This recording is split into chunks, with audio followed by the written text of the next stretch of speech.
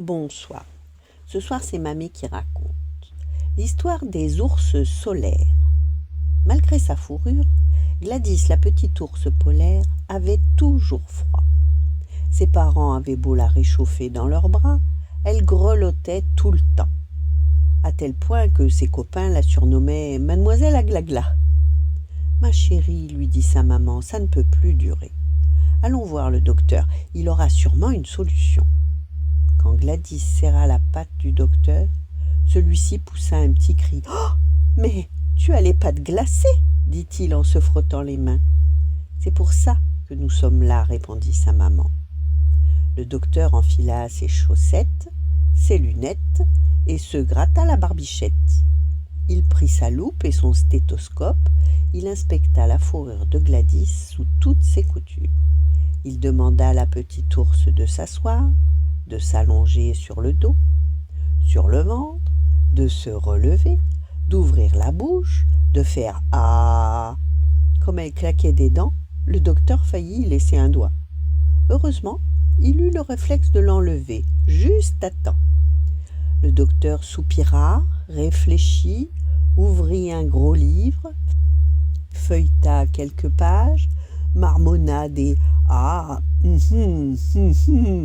puis referma son gros livre d'un coup sec. « Je sais, déclara-t-il, l'air triomphant.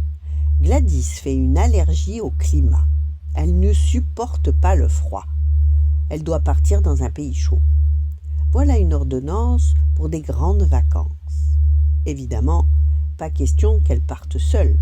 Ses parents décidèrent de l'envoyer avec son grand frère à bord d'un iceberg, direction les pays chauds. Les deux oursons étaient contents de partir en vacances. Mais plus l'océan se réchauffait, plus l'iceberg fondait, pour finalement disparaître, laissant les deux petits oursons sur une plage ensoleillée. Gladys aussitôt se roula dans le sable chaud. Comme ça faisait du bien! Bien sûr, son frère transpirait à grosses gouttes, mais il s'habituerait. Gladys avait enfin chaud, et c'était tout ce qui comptait. Il restait toutefois un problème. Des ours polaires au pôle Nord, c'est banal, mais sur une île exotique, ils étaient quand même difficiles à confondre avec des moustiques. Alors Gladys eut une idée. Ils se mêlèrent aux jouets et aux poupées, et ni vus ni connus, ils passèrent inaperçus, ou presque. Certains soirs, dans les chambres d'enfants, on entendait des drôles de ronflements. Des ours polaires ici? Impossible!